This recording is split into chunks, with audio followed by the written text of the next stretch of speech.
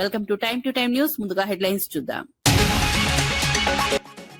నీతి ఆయోగ్ సమావేశంలో పాల్గొనే రాష్ట్రాల ముఖ్యమంత్రులు. దేశ అభివృద్ధి అంశాలపై ఢిల్లీలో కీలక చర్చలు. కేంద్ర రాష్ట్రాల సమన్వయంపై దృష్టి సారించిన నీతి ఆయోగ్.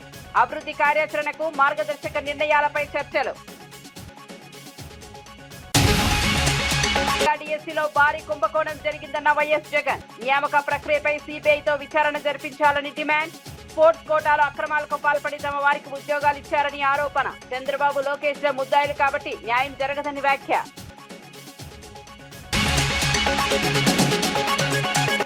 రాష్ట్రంలో శాంతి భద్రతలు పూర్తిగా క్షీణించాయన్న హరీష్ రావు. మహిళలు, చిన్నారుల భద్రతపై ప్రభుత్వం విఫలమైందన్న విమర్శ.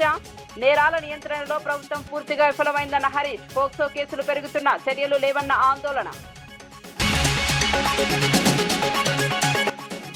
ఎస్సీలతో పాటు బీపీఎల్ పరిధిలోని అన్ని వర్గాలకు అవకాశం. గత ప్రభుత్వం కంటే ఎక్కువ మందికి లబ్ధి చేకూరుస్తామన్న మంత్రి డోలా. ఎస్సీ కాలనీలో సీసీ రోడ్లు, హాస్టళ్లలో ఏఐ కెమెరాల ఏర్పాటు.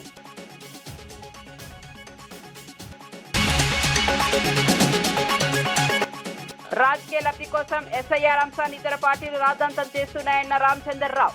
ఓటర్లు తమ నియోజకవర్గాల్లోనే ఓటు వేసేలా చూడటమే దీని లక్ష్యమని వెల్లడి. తెలంగాణలో బీజేపీ ఒక బలమైన ప్రత్యామ్నాయ శక్తిగా ఎదుగుతోందని వ్యాఖ్యలు. ఇక వార్త వివరాల్లోకి వెళ్తే, దేశ అభివృద్ధి, రాష్ట్రాల పురోగతికి సంబంధించిన కీలక అంశాలపై ఢిల్లీలో నీతి ఆయోగ్ సమావేశం కొనసాగుతోంది. ఈ సమావేశానికి తెలంగాణ ముఖ్యమంత్రి రేవంత్ రెడ్డి, ఆంధ్రప్రదేశ్ ముఖ్యమంత్రి చంద్రబాబు నాయుడు, తమిళనాడు సీఎం విజయ్ సహా పలు రాష్ట్రాల ముఖ్యమంత్రులు హాజరయ్యారు. కేంద్ర ప్రభుత్వం చేపడుతున్న అభివృద్ధి కార్యక్రమాలు, రాష్ట్రాలకు సంబంధించిన ప్రాధాన్య అంశాలపై చర్చలు జరిగాయి. మౌలిక వసతులు, పెట్టుబడులు, ఉపాధి అవకాశాలు, సంక్షేమ పథకాలు వంటి అంశాలు సమావేశంలో ప్రస్తావనకు వచ్చినట్లు సమాచారం. రాష్ట్రాల అభివృద్ధి కోసం కేంద్ర రాష్ట్రాల సమన్వయం అవసరమని పలువురు నేతలు అభిప్రాయపడ్డారు. ఈ సమావేశం ద్వారా భవిష్యత్ అభివృద్ధి కార్యాచరణకు మార్గదర్శక నిర్ణయాలు వెలువడే అవకాశం ఉంది.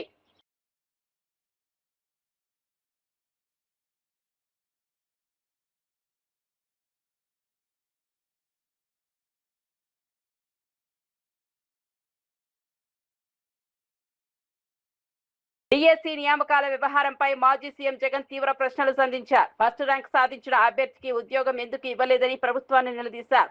అతని ఐడి ఎందుకు కనిపించకుండా పోయిందని ప్రశ్నించారు. రెండో మెరిట్ జాబితాలో ఫస్ట్ ర్యాంకర్ పేరు తొలగించడం వెనుక కారణం ఏమిటో చెప్పాలని డిమాండ్ చేశారు. ఈ పరిణామాలు చూస్తుంటే నియామక ప్రక్రియలో తప్పులు జరిగాయనే అనుమానాలు బలపడుతున్నాయని అన్నారు.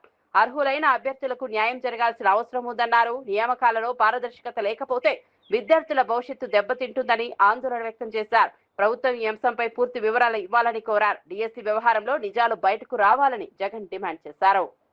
ఇంట్రెస్టింగ్ గా ఉంది కథ. ఇదే క్యాండిడేట్ ఇంత మంచి ర్యాంక్ వచ్చింది కదా, మరి క్యాండిడేట్కు ఉద్యోగం రావాలి కదా. ఇదే క్యాండిడేట్కు నిజంగా మెరిట్తో ర్యాంక్ సాధించాడని వీరు భావించి ఉంటే ఈ మనిషికి ఉద్యోగం ఎందుకు ఇవ్వలేదు? ఇది ఇంకొక మిస్టరీ. అంటే తప్పు జరిగిందని కనిపిస్తూ ఉంది కదా, అతడి ఐడి కనిపించకుండా చేశారు. అతడి ఐడిని కనిపించకుండా చేశారు. అతని డేటాను మాయం చేశారు. సెకండ్ మెరిట్ లిస్ట్ కూడా ఒకసారి చూపించుమా. మెరిట్ లిస్ట్లో మార్పులు ఆయన పేరు లేదు. మెరిట్ లిస్ట్లో మార్పులు ఇష్టానుసారంగా ఆయన పేరు లేదు. నిజంగా ఈ క్యాండిడేట్ కన్నా మెరిట్ ర్యాంక్ సాధించాడని వీరు భావించి ఉంటే ఉద్యోగం ఎందుకు ఇవ్వలేదు అంటే తప్పు జరిగిందనేగా. అతని ఐడి ఎందుకు కనిపించకుండా చేశారు? అతని డేటాను ఎందుకు మాయం చేశారు? మెరిట్ లిస్ట్ నుంచి తన పేరును ఎందుకు తొలగించారు? కాల్ లెటర్ ఎందుకు పంపలేదు? వీళ్ళు కండక్ట్ చేసిన విధానం చూస్తే నిజంగా చాలా షాకింగ్గా ఉంటుంది. అసలు అలార్మింగ్ లెవెల్స్లోకి షాక్ అనేది పోతుంది. లక్షల మంది క్యాండిడేట్లు పెట్టుకున్న నమ్మకాన్ని చంద్రబాబు నాయుడు గారు వమ్ము చేస్తూ స్కాములు చేస్తూ ప్రతిభావంతుల జీవితాలను దారుణంగా దెబ్బతీసిన పరిస్థితులు ఈరోజు రాష్ట్రంలో చూస్తూ ఉన్నాం. ఇంత ఘోరంగా రిక్రూట్మెంట్ జరగడం అన్నది బహుశా ఆంధ్ర చరిత్రలో బహుశా ఎప్పుడైనా జరిగిందో లేదో నాకైతే తెలియదు. కానీ సాక్షాత్తు చంద్రబాబు నాయుడు గారు కొడుకు, ఆయన సుపుత్రుడు లోకేష్ విద్యాశాఖ మంత్రిగా ఉంటూ ఇద్దరు కలిసి ఇంతటి దారుణంగా చేశారు అన్న విషయాలు ఆంధ్ర రాష్ట్రంలో చోటు చేసుకున్నాయి. కేంద్ర సహాయ మంత్రి బండి సంజయ్ ఆసక్తికర వ్యాఖ్యలు చేశారు. తనకు ప్రధాని నరేంద్ర మోదీ స్ఫూర్తి అని పేర్కొన్నారు. గత 20 సంవత్సరాలుగా తనకు జ్వరం కూడా రాలేదని చెప్పారు. అయితే ఇటీవల హైదరాబాద్ లో పాలు తాగిన తర్వాత జ్వరం వచ్చి 3 రోజుల పాటు మంచానికే పరిమితమయ్యానని తెలిపారు. ఆరోగ్యంపై ప్రత్యేక శ్రద్ధ తీసుకోవాలని సూచించారు. క్రమశిక్షణతో కూడిన జీవన శైలి, వ్యాయామం, యోగా వంటి అంశాలు ఆరోగ్యానికి ఎంతో మేలు చేస్తాయని అన్నారు. ప్రధాని మోదీ జీవన విధానం తనను ప్రభావితం చేసిందని పేర్కొన్నారు. ప్రజలు కూడా ఆరోగ్యకరమైన అలవాట్లు అలవర్చుకోవాలని పిలుపునిచ్చారు. మ్యాంగో ఎంత మంచి అందంగా ఉంటుంది. మ్యాంగో నేనేమైతే హైదరాబాద్లో హైబ్రిడ్ మ్యాంగో తింటే 2 అమ్మాయిలు చచ్చిపోయారు. 17 ఏళ్ళ అమ్మాయి, 9 ఏళ్ళ అమ్మాయి చచ్చిపోయారు. నిన్న మామిడికాయ తింటే చచ్చిపోయారు. నిన్న మామిడికాయ తింటే అంటే ఇవాళ దేశంలో మామిడికాయ తినడానికి కూడా భయపడే పరిస్థితి వచ్చింది. అంతేందుకన్నా నేనే ఉదాహరణ. నేను మొన్న హైదరాబాద్లో మిల్క్ దాగి 3 రోజులు బెడ్ మీద అన్నాను. నేను బెడ్ మీద 3 రోజులు నేనే. నాకు 20 సంవత్సరాలు జ్వరం లేదు. నాకు నరేంద్ర మోడీ స్ఫూర్తి. నేను అనుకున్నా మోడీ గారి స్ఫూర్తి నాకు కూడా జ్వరం రాదని చెప్పి అమ్మవారు భక్తుని అని చెప్పి మొత్తం ఆరాంస తిరిగిన. లాస్ట్ మొన్న హైదరాబాద్ బయటికి వెళ్ళేస్తే పాలు తాగిన 3 రోజులు బెడ్ మీద పడ్డా. 20 సంవత్సరాల జ్వరం లేదు, నాకు దగ్గు లేదు, దమ్ము లేదు, బీపీ లేదు, షుగర్ లేదు, ఏం లేదు. ఇవాళ తప్పవరు ఇలా నాదే. కానీ ఇప్పుడు ఈ పూట గురించి ఆలోచించదు మనం. ఈ పూట ఏం జరుగుతుంది, ఇప్పుడే నాకు పైసలు రావాలి, ఇప్పుడే నాకు కోటీశ్వరం. రైతుల పరిస్థితి కోటీశ్వరాల పరిస్థితి లేదని, ఎందుకంటే ఇప్పుడు ధాన్యమే కొనే పరిస్థితి లేదు కదా. కాబట్టి సమస్యలు వస్తుంటాయి. ఆ సమస్యలను అధిగమించి భవిష్యత్తు గురించి ఆలోచించారు. రేపు మీ పిల్లలు చిన్నప్పుడు మనవరాలు కాళ్ళు వంకరైతాయి, చేతులు వంకరైతాయి, ఈ ఫుడ్ తింటే, వంట తింటే, కెమికల్స్ వాడుతున్నటువంటి ఒక భయం, భద్రత అనేది మనలో పడి ఉండాలి. రోగానికి కారకులం మనమే, రోగానికి నివారకులు కూడా మనమే. టీఎస్సీ నియామకాల వ్యవహారంపై టీడీపీ ఎమ్మెల్సీలు కంచెల శ్రీకాంత్, భూమిరెడ్డి రామ్ గోపాల్ రెడ్డి వైఎస్ఆర్సీపీపై తీవ్ర విమర్శలు చేశారు. ఒక్క ఉద్యోగం కూడా ఇవ్వలేని వారు వేలాది ఉద్యోగాలు కల్పించిన ప్రభుత్వంపై ఆరోపణలు చేయడం ఆశ్చర్యకరమన్నారు. కూటమి ప్రభుత్వం పారదర్శకంగా నియామకాలు చేపడుతోందని స్పష్టం చేశారు. గత ప్రభుత్వ హయాంలో నిరుద్యోగులు తీవ్ర నిరాశకు గురయ్యారని ఆరోపించారు. ప్రస్తుతం యువతకు ఉద్యోగ అవకాశాలు కల్పించేందుకు ప్రభుత్వం కట్టుబడి ఉందన్నారు. నియామకాల ప్రక్రియలో ఎలాంటి అక్రమాలకు తావు లేదని పేర్కొన్నారు. ప్రతిపక్షాలు ప్రజలను తప్పుదోవ పట్టించే ప్రయత్నం చేస్తున్నాయని విమర్శించారు. నిరుద్యోగుల భవిష్యత్తును దృష్టిలో ఉంచుకొని ప్రభుత్వం ముందుకు సాగుతోందని చెప్పారు. అభివృద్ధి, ఉపాధి కల్పనే ప్రభుత్వ ప్రధాన లక్ష్యమని ఎమ్మెల్సీలు స్పష్టం చేశారు. ఆయన వినడం జరిగింది, వెళ్ళిపోవడం జరిగింది.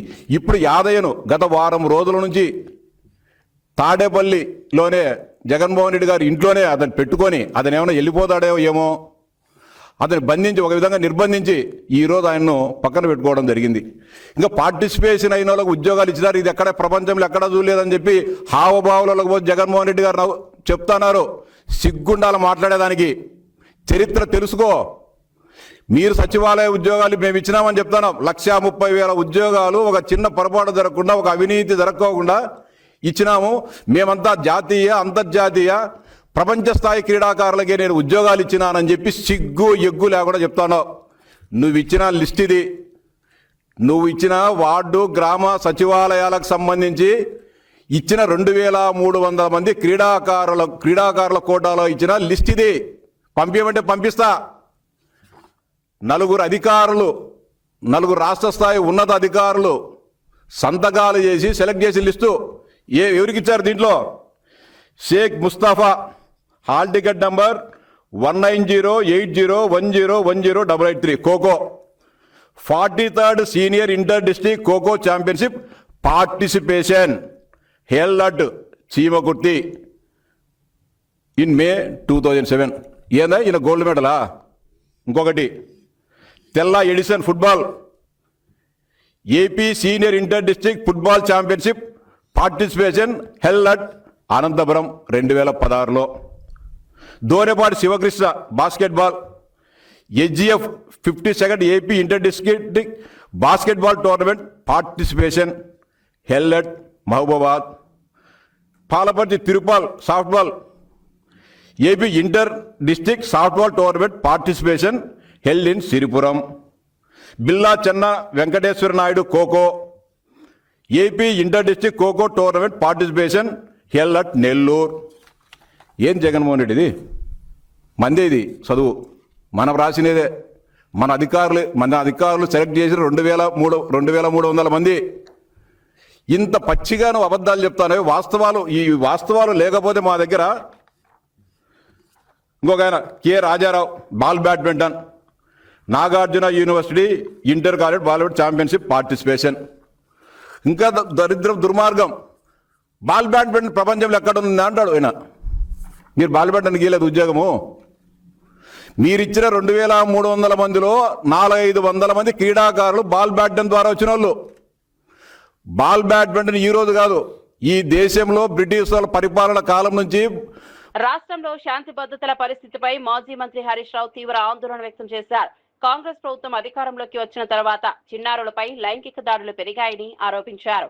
2024లో 2,200 మంది చిన్నారులు, 2025లో 2,400 మంది చిన్నారులు అఘాయిత్యాలకు గురయ్యారని పేర్కొన్నారు. ప్రభుత్వం సరైన చర్యలు తీసుకుంటే నేరాలు తగ్గాలి, కానీ పెరగకూడదన్నారు. మహిళా భద్రతపై ప్రభుత్వం తగిన శ్రద్ధ చూపడం లేదని విమర్శించారు. దొంగతనాలు, హత్యలు, పోక్సో కేసులు పెరుగుతున్నా ప్రభుత్వం స్పందించడం లేదన్నారు. మహిళల రక్షణకు ప్రత్యేక చర్యలు అవసరమని సూచించారు. నేరాల నియంత్రణలో ప్రభుత్వం విఫలమైందని హరీష్ రావు ఆరోపించారు. ప్రతిరోజు ఈ రాష్ట్రంలో 5-6 చోట్ల చిన్న పిల్లల మీద లైంగిక దాడులు జరుగుతా ఉన్నాయి. ప్రభుత్వం ఏం చేస్తా ఉంది అని నేను అడుగుతా ఉన్నా. ఈరోజు ముఖ్యంగా ఈ రాష్ట్రంలో కాంగ్రెస్ ప్రభుత్వం వచ్చిన తర్వాత ఈ చిన్నపిల్లల మీద లైంగిక దాడులు విపరీతంగా పెరిగిపోయినాయి. 2024వ సంవత్సరంలో 2,200 మంది చిన్నపిల్లల మీద పోక్సో కేసులు నమోదైనవి, లైంగిక దాడులు జరిగినాయి. 2025 సంవత్సరంలో ప్రభుత్వం కనీసం చర్యలు తీసుకుంటే తగ్గలే. 2025లో 2,400 మంది చిన్నపిల్లల మీద అత్యాచారాలు జరిగినాయి. అంటే ఈ ప్రభుత్వం అసలు పట్టించుకోవడం లేదు. ప్రతి సంవత్సరం పోక్సో కేసులు పెరుగుతా ఉన్నాయి. ఇది నేను చెప్తున్న లెక్క కాదు, అఫీషియల్ డాటా. ఎన్సీఆర్బి డాటా ప్రకారంగానే తెలంగాణ రాష్ట్రంలో రోజు రోజుకు చిన్నపిల్లల మీద అత్యాచారాలు పెరుగుతా ఉన్నాయి. సంవత్సరానికి కేసులు పెరుగుతా ఉన్నాయి. అంటే ఈ ప్రభుత్వం పట్టించుకోవడం లేదు. ఆనాడు కేసీఆర్ గారు ప్రత్యేకంగా మహిళల కోసం ఒక అడిషనల్ డీజీ ర్యాంకులో ఉమెన్ వింగ్ ను పెట్టి, షీ టీమ్స్ ను పెట్టి అనేక చర్యలు తీసుకున్నారు. ప్రతి జిల్లాలో కూడా భద్రతా టీమ్స్ పెట్టారు. కానీ ఈ ప్రభుత్వం దాన్ని నిర్లక్ష్యం చేసింది. ఇవాళ ఉమెన్స్ వింగ్ కు అడిషనల్ డీజీగా ఉన్న వ్యక్తికే సిఐడి ఇన్ఛార్జ్ ఇచ్చారు, ఏసీబీ ఇన్ఛార్జ్ ఇచ్చారు. ఇంకా వారు మహిళల గురించి, చిన్నపిల్లల గురించి ఆలోచించాలా? ఏసీబీ పనిచేయాలనా, సిఐడి పనిచేయాలనా? ఒక అధికారికి మూడు ప్రధానమైనటువంటి కీలకమైన బాధ్యతలు పెట్టడం వల్ల ఎక్కడో ఫోకస్ మిస్ అవుతా ఉంది. రోజు రోజుకు కేసులు పెరుగుతున్నటువంటి పరిస్థితి ఉన్నది. ఇవాళ ఈ రాష్ట్రంలో పరిస్థితి లా అండ్ ఆర్డర్ పూర్తిగా కుప్పకూలిపోయింది.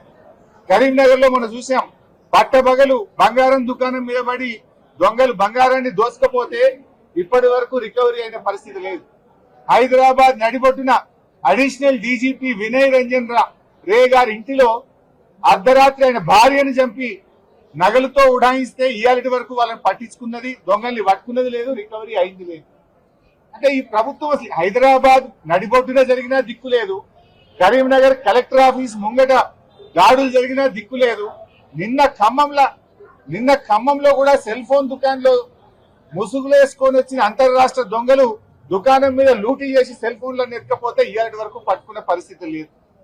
విశాఖ ఉక్కు కర్మాగారం అంశంపై స్వచ్ఛంద్ర కార్పొరేషన్ చైర్మన్ కొమ్మారెడ్డి పట్టాభిరామ్ తీవ్ర వ్యాఖ్యలు చేశారు. విశాఖ ఉక్కు పరిరక్షణ కోసం జగన్ ప్రభుత్వం ఎలాంటి చర్యలు తీసుకోలేదని ఆరోపించారు. అధికారంలో ఉన్న సమయంలో కర్మాగారం సమస్యల పరిష్కారానికి తగిన కృషి చేయలేదన్నారు. ఇప్పుడు రాజకీయ ప్రయోజనాల కోసం మాత్రమే వ్యాఖ్యలు చేస్తున్నారని విమర్శించారు. కూటమి ప్రభుత్వం మాత్రం స్టీల్ ప్లాంట్ పరిరక్షణకు కట్టుబడి ఉందన్నారు. కార్మికుల సంక్షేమం, పరిశ్రమ భవిష్యత్తు కోసం అవసరమైన చర్యలు చేపడుతున్నామని తెలిపారు. కేంద్రంతో సమన్వయం చేస్తూ సమస్యల పరిష్కారానికి కృషి జరుగుతోందన్నారు. ప్రజలను తప్పుదోవ పట్టించే ప్రచారాలను నమ్మవద్దని సూచించారు. విశాఖ ఉక్కు ఆంధ్రుల హక్కు అని, దాని పరిరక్షణ కోసం ప్రభుత్వం పనిచేస్తోందని స్పష్టం చేశారు. రక్షణ అందించడమే కాకుండా మిగతావన్నీ కూడా 90 రోజుల్లో పూర్తి చేస్తామని నారా లోకేష్ గారు హామీ ఇవ్వటం కూడా జరిగింది. ఆ రకంగా జరిగినటువంటి ఒక దురదృష్టకర సంఘటన, దాని తర్వాత ప్రభుత్వం చేపట్టినటువంటి చర్యలు, ఇవన్నీ ఒక పక్కన ఈ విధంగా ఉండగా, మరి గొడ్డల పార్టీ అధ్యక్షుడు జగన్ రెడ్డి కూడా కొంచెం ఎక్కువ వస్తుంది చూడమ్మా. గొడ్డల పార్టీ అధ్యక్షుడు జగన్ రెడ్డి కూడా విశాఖపట్నం వెళ్ళటం జరిగింది. వెళ్ళి మామూలుగానే పచ్చి అబద్ధాలు మాట్లాడటం, అనవసరమైనటువంటి రాజకీయ ప్రేలాపనలకి పాల్పడటం, ఇవన్నీ కూడా మామూలుగానే చేయటం జరిగింది. విశాఖ స్టీల్ ప్లాంట్ని కాపాడటానికి జగన్మోహన్ రెడ్డి ముఖ్యమంత్రిగా ఉన్నటువంటి సమయంలో చేసినటువంటి ప్రయత్నం శూన్యం, సున్నా. ఏ రకంగా కూడా వైజాగ్ స్టీల్ ప్లాంట్ని కాపాడేటటువంటి ప్రయత్నం చేయనటువంటి ఒక వ్యక్తి అనేక సమస్యలను ఆయన దృష్టికి తీసుకువెళ్ళినప్పటికీ దాన్ని రక్షించడానికి, కార్మికుల శ్రేయస్సు కోసం ఏమాత్రం కూడా ప్రయత్నం చేయనటువంటి వ్యక్తి నిన్న విశాఖపట్నం వెళ్ళి ముసలి కన్నీరు గారుస్తున్నాడు. నేనేదో అది చేశా ఇది చేశా అని పచ్చి అబద్ధాలు. నిస్సిగ్గుగా జగన్మోహన్ రెడ్డి మైక్ ముందుకు వచ్చాడంటే నోట్లో నుంచి వచ్చినటువంటి ప్రతి మాట అబద్ధమే కదా.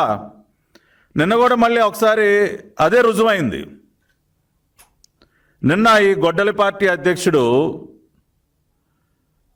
మీడియాతో మాట్లాడుతూ ఆయన ప్రధానంగా ఆయన చెప్పినటువంటి ఎస్ఐఆర్ ప్రక్రియపై వస్తున్న విమర్శలకు బీజేపీ తెలంగాణ రాష్ట్ర అధ్యక్షుడు రామచంద్రరావు గట్టిగా స్పందించారు.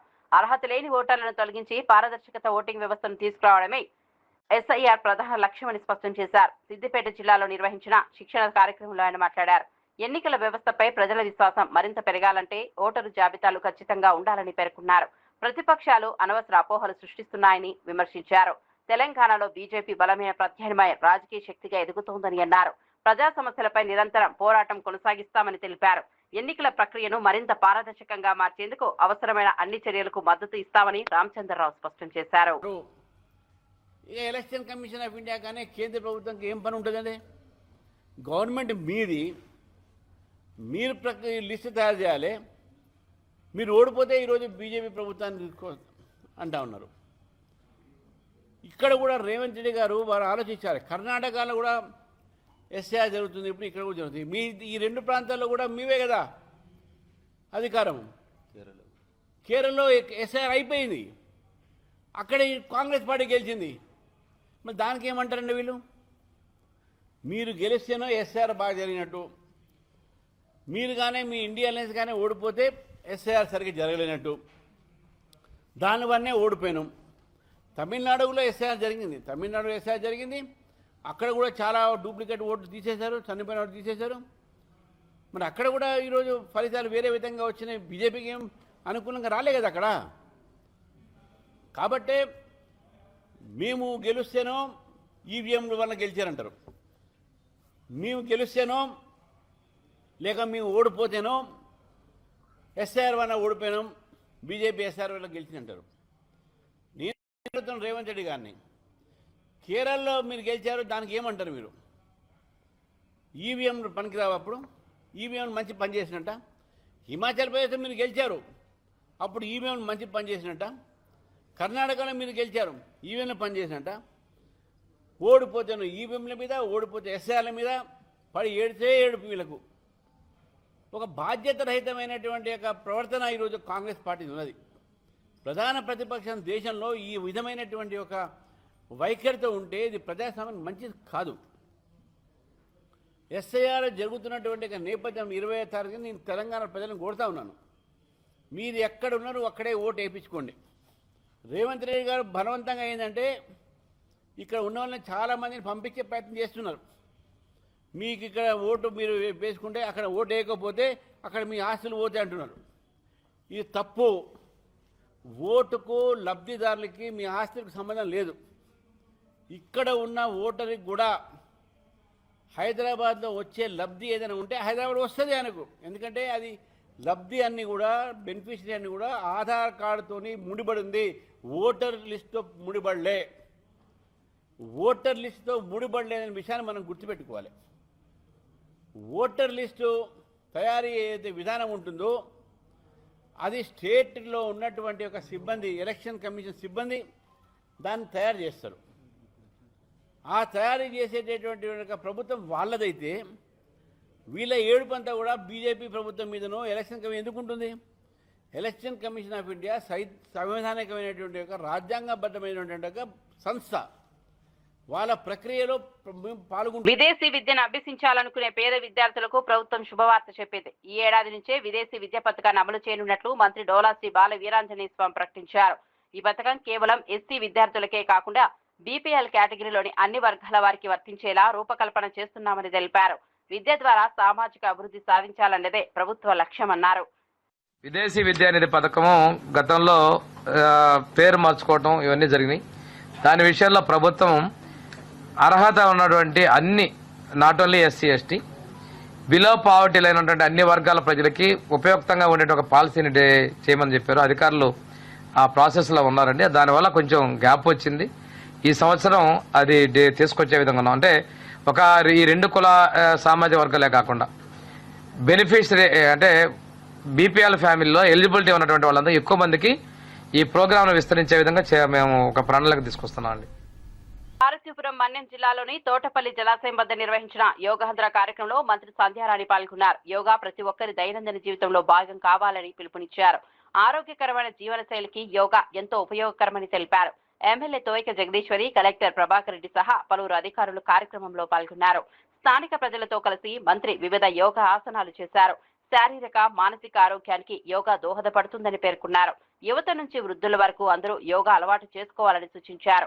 ఒత్తిడి తగ్గించడంలో యోగా కీలక పాత్ర పోషిస్తుందని చెప్పారు. ఆరోగ్యవంతమైన సమాజ నిర్మాణానికి యోగా అవసరమని మంత్రి సంధ్యారాణి తెలిపారు. లాస్ట్ ఇయర్ అయితే వైజాగ్ లో దాదాపు 3 నుంచి 4 లక్షల మంది ఒకే వైజాగ్ దగ్గర కూర్చొని, ఒకే స్థలంలో కూర్చొని చేసింది గిన్నిస్ బుక్ ఆఫ్ వరల్డ్ రికార్డులకు వెళ్ళింది. మీ అందరికి కూడా తెలుసు. అల్లూరు సీతారామరాజు జిల్లాలో ఉన్నటువంటి మన గిరిజన విద్యార్థులు 108 యోగాసనాలు 108 నిమిషాల్లో పూర్తి చేసి Guinness book of world record కూడా వెళ్ళారు. ఈ ఆధునిక యుగంలో ప్రతి ఒక్కరు కూడా ఎన్నో స్ట్రెస్లతో, ఎన్నో ఇబ్బందులతో, ఎన్నో ఆర్థిక ఇబ్బందులు ఒక పక్క, మన శారీరక ఇబ్బందులు ఇంకో పక్క, ఇన్ని విధాలుగా వెళ్తున్నాం. కాబట్టి చిన్న వయసుల నుంచి బీపీలు, షుగర్లు వచ్చేస్తున్నాయి.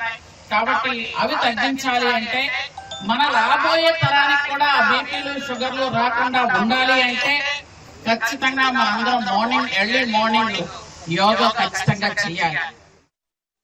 ఖమ్మంలో బాలికపై జరిగిన దారుణ ఘటనపై మాజీ మంత్రి సునీత లక్ష్మారెడ్డి తీవ్ర ఆవేదన వ్యక్తం చేశారు. 12 ఏళ్ల బాలికపై తండ్రి వయసున్న వ్యక్తి అఘాయిత్యానికి పాల్పడడం అత్యంత దురదృష్టకరమన్నారు.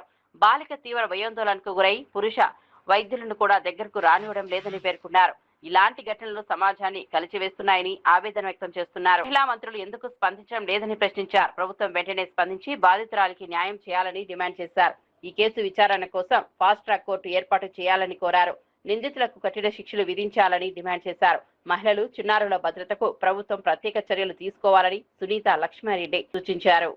నిజంగా కూడా చాలా చాలా బాధాకరమైనటువంటి ఇన్సిడెంట్, విషాదమైనటువంటి ఇన్సిడెంట్. మానవతా విలువల్ని మర్చి ఒక 12 ఏళ్ల అమ్మాయి పైన, కూతురి వయసు, మన్వరాల వయసులో ఉన్నటువంటి అమ్మాయి పైన అత్యాచారం చేయడం, ఆడుకుంటున్నటువంటి అమ్మాయిని పిలిచి అత్యాచారం చేసి ఎక్కడ మళ్ళీ తను బయటకు చెప్తుందో అని చెప్పేసి ఆలోచనతో ఎత్తుకొని కింద పడేసినటువంటి ఇన్సిడెంట్ ఏదైతే ఉందో కూడా నిజం కూడా సభ్య సమాజం అందరూ కూడా మరి ఈ రోజు దానిపైన సంఘీభావం తెలుపుతుంటే ఈ రోజు మరి ప్రభుత్వానికి మాత్రం కనీసం చలనం లేకుండా పోయింది.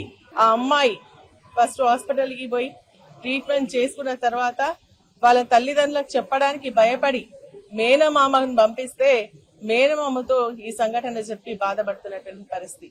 ఈ రోజు ఇక్కడ డాక్టర్స్ తో మాట్లాడినప్పుడు కూడా వాళ్ళు ఏం చెప్తా ఉన్నారంటే మగ వాళ్ళు ఎవరైనా హెచ్ఓడీస్ గాని లేదంటే ఆర్ఎంఓస్ గాని డాక్టర్స్ గాని వస్తే ఆ అమ్మాయి భయభ్రాంతులకు గురవుతుంది.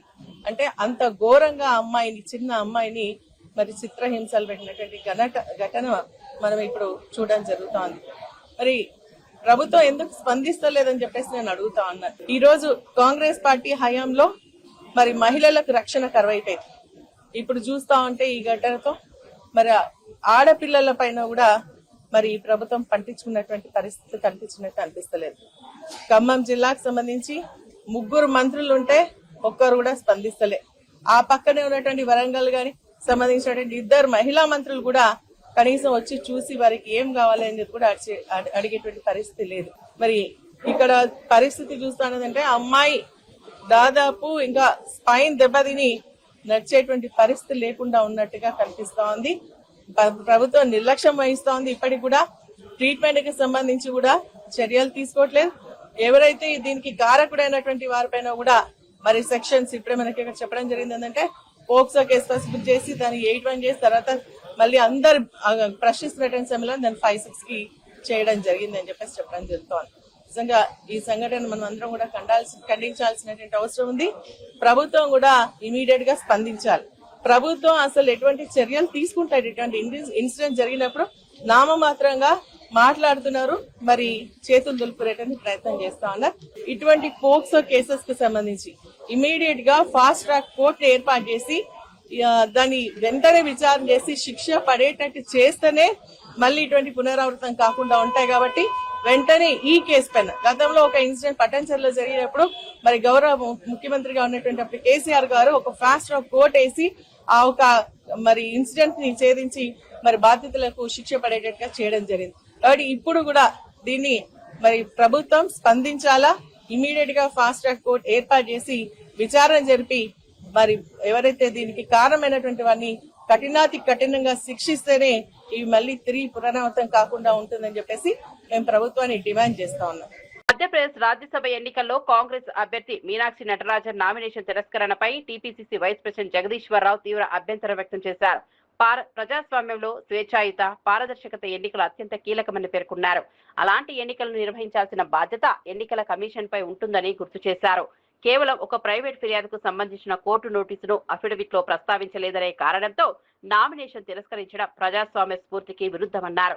ఈ నిర్ణయం ఎన్నికల వ్యవస్థపై అనుమానాలు పెంచేలా ఉందని వ్యాఖ్యానించారు. ప్రతిపక్షాల గొంతు నొక్కే ప్రయత్నాలు సరికాదన్నారు. ఎన్నికల ప్రక్రియలో పారదర్శకత, నిక్షిప్తపాత ధోరణి ఉండాలని డిమాండ్ చేశారు. ప్రజాస్వామ్య విలువలను పరిరక్షించాల్సిన అవసరం ఉందని జగదీశ్వర్ రావు పేర్కొన్నారు. ప్రజాస్వామ్య వ్యవస్థలో ఎలక్షన్స్ అనేది చాలా ముఖ్యమైనది. ప్రజాస్వామ్యాన్ని కాపాడాలంటే ప్రజలు ఎన్నుకోబడుతున్న ఎలక్షన్స్లో పారదర్శకత, ఫ్రీ అండ్ ఫెయిర్ ఎలక్షన్స్ జరగాలి. అందుకే భారతదేశ స్వాతంత్రం వచ్చిన తర్వాత రిప్రజెంటేషన్ ఆఫ్ పీపుల్ యాక్ట్ 1951 తీసుకురావడమే కాకుండా ఆర్టికల్ 324లో ప్రత్యేకమైన ఎలక్షన్ కమిషన్ కోసం పవర్స్ని చేర్చడం జరిగింది. ఈరోజు మధ్యప్రదేశ్లో కాంగ్రెస్ పార్టీ తరఫున శ్రీ మీనాక్షి నటరాజన్ గారు రాజ్యసభ నామినేషన్ వేస్తే బీజేపీ వాళ్ళు ఏ విధంగా కుట్ర పన్ని నామినేషన్ తిరస్కరించినారో మీ అందరికీ తెలిసిన విషయమే. ఈరోజు మీనాక్షి నటరాజన్ గారిని ఏదో ఒక కేసులో తెలంగాణలో ఒక ప్రైవేట్ కంప్లైంట్ దాంట్లో పార్టీ చేసి కోర్టు నుండి కేవలం ఒక నోటీస్, దాంట్లో కోర్టు ఎలాంటి కాగ్నిజెన్స్ తీసుకోకుండా ఇంకా ఎస్ఆర్ స్టేజుల్ని ఉన్న కేసుని ఇంకా ఎస్ఆర్ నెంబర్ కాలేదు, సిసి నెంబర్ కాలేదు, ఎదుటి వాళ్ళు కంప్లైంట్ చేసినారు కాబట్టి వారు కేవలం నోటీస్ ఇచ్చినారు. ఆ నోటీస్ని 26 అంటే ఎలక్షన్ అఫిడేవిట్లో చేర్చలేదనే ఒక నెపం నెట్టి ఇవాళ రిప్రజెంటేషన్ ఆఫ్ పీపుల్స్ యాక్ట్కి రాజ్యాంగానికి విరుద్ధంగా ఇలా రిటర్నింగ్ ఆఫీసర్ వివరించి ఆ అభ్యర్థిని తిరస్కరించడం జరిగింది. ఇది చాలా దుర్మార్గమైన చర్య. ప్రజాస్వామ్యంలో ప్రజాస్వామ్యబద్ధంగా మనం ముందుకు పోవాల్సిన అవసరం ఉంది. ఆర్ఓ గారికి ఎలాంటి హక్కు లేదు తిరస్కరించడానికి. ఆ కేసులో కాగ్నిజెన్స్ లేనప్పుడు, ఆ కేసులో శిక్ష పడనప్పుడు ఇవాళ రిప్రజెంటేషన్ ఆఫ్ పీపుల్ యాక్ట్లో సెక్షన్ 8 క్లియర్గా చెప్తుంది, శిక్ష పడ్డట్టయితే, కాగ్నిజెన్స్ ఉన్నట్టయితే, చార్జెస్ ఫ్రేమ్ అయితే అవన్నీ కూడా చేర్చాలి. కానీ ఇక్కడ మీనాక్షి నటరాజన్ గారి పైన ఎలాంటి కేసు లేదు. ఒక ఇన్ఫర్మేషన్ అడిగి ఖమ్మంలో దాడికి గురై తీవ్ర గాయాలతో నిమ్స్ ఆసుపత్రిలో చికిత్స పొందుతున్న బాలికను మంత్రి తుమ్మల నాగేశ్వరరావు పరామర్శించారు. బాధితురాల ఆరోగ్య పరిస్థితిపై వైద్యులను అడిగి తెలుసుకున్నారు. భవనంపై నుంచి తోసేయడంతో బాలిక వెన్నెముకకు తీవ్ర గాయాలయ్యాయని, శరీరంలోని పలు ఎముకలు విరిగిపోయాయని వైద్యులు వివరించారు. ఈ సందర్భంగా మంత్రి మాట్లాడుతూ బాధితురాలికి ప్రభుత్వం తరపున అత్యుత్తమ వైద్యం అందిస్తామని హామీ ఇచ్చారు. చికిత్స కోసం ఎంత ఖర్చైనా ప్రభుత్వం భరిస్తుందని స్పష్టం చేశారు. బాలిక పూర్తిగా కోలుకునేందుకు 3 నెలల వరకు సమయం పట్టే అవకాశం ఉందన్నారు. కుటుంబ సభ్యులకు ధైర్యం చెప్పారు. బాధితురాలకు అన్ని విధాలా అండగా ఉంటామని తెలిపారు. ఈ ఘటన ప్రభుత్వం అత్యంత సీరియస్ గా వ్యవహరిస్తోందని మంత్రి పేర్కొన్నారు. ఒక మానవ మృగం లాంటి ఒక మనిషి చేసినటువంటి దురాగతం, ఆయన చేసిన చర్య చాలా దుర్మార్గమైన చర్యతోటి పాటు పాపని కూడా ఈ రకంగా ఒక భవనం మీద నుంచి కింద పడేయటం మూలన అనేక రకమైన ఫ్రాక్చర్స్ జరిగినాయి. చేతులు కానీ, రిప్స్ కానీ, ఎన్నుపూస కూడా దెబ్బతిందని చెప్పి డైరెక్టర్ గారు అట్మోస్ట్ ఎంత వీలైతే అంత మంచి వైద్యాన్ని అందించడానికి ప్రయత్నం చేస్తున్నాం. ఉమెన్ వెల్ఫేర్ డిపార్ట్మెంటు వాళ్ళ పేరెంట్స్కి కూడా కావాల్సినటువంటి సౌకర్యాలతో పాటు డైరెక్టర్ గారు కూడా ఆ కుటుంబానికి ఏం కావాలి ఏంటి, వైద్యం ఎంత పెద్ద మొత్తంలో ఖర్చు అయినా కూడా ఆ పాపను రక్షించడానికి ప్రయత్నం చేస్తున్నాం. కానీ టైం తీసుకుంటుంది, ఎన్నుపూస దెబ్బతిన్నది కాబట్టి 2-3 నెలల దాకా కూడా సమయం తీసుకునే అవకాశం ఉంది. దాన్ని బట్టి వైద్యం మాత్రం ఎంత వీలైతే అంత మంచిగా డైరెక్టర్ గారు అందరినీ స్పెషలిస్టులతోటి వైద్యం జరుగుతూ ఉంది. భగవంతుడి దయ వల్ల ఆ పాప కోలుకోవాలని కోరుకుంటున్నాం. Thank you. నీతి ఆయోగ్ సమావేశంలో పాల్గొనే రాష్ట్రాల ముఖ్యమంత్రులు దేశ అభివృద్ధి అంశాలపై ఢిల్లీలో కీలక చర్చలు. కేంద్ర రాష్ట్రాల సమన్వయంపై దృష్టి సారించిన నీతి ఆయోగ్ అభివృద్ధి కార్యాచరణకు మార్గదర్శక నిర్ణయాలపై చర్చలు. డిఎస్సీలో భారీ కుంభకోణం జరిగిందన్న వైఎస్ జగన్. నియామక ప్రక్రియపై సిబిఐతో విచారణ జరిపించాలని డిమాండ్. స్పోర్ట్స్ కోటాలో అక్రమాలకు పాల్పడి తమ వారికి ఉద్యోగాలు ఇచ్చారని ఆరోపణ. చంద్రబాబు, లోకేష్ ల ముద్దాయిలు కాబట్టి న్యాయం జరగదని వ్యాఖ్య.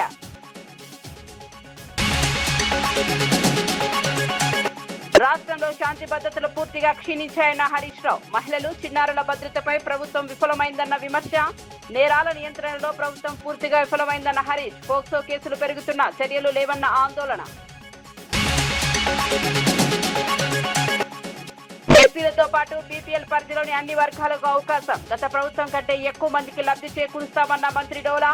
ఎస్సీ కాలనీలో సీసీ రోడ్లు, హాస్టళ్లలో ఏఐ కెమెరాల ఏర్పాటు.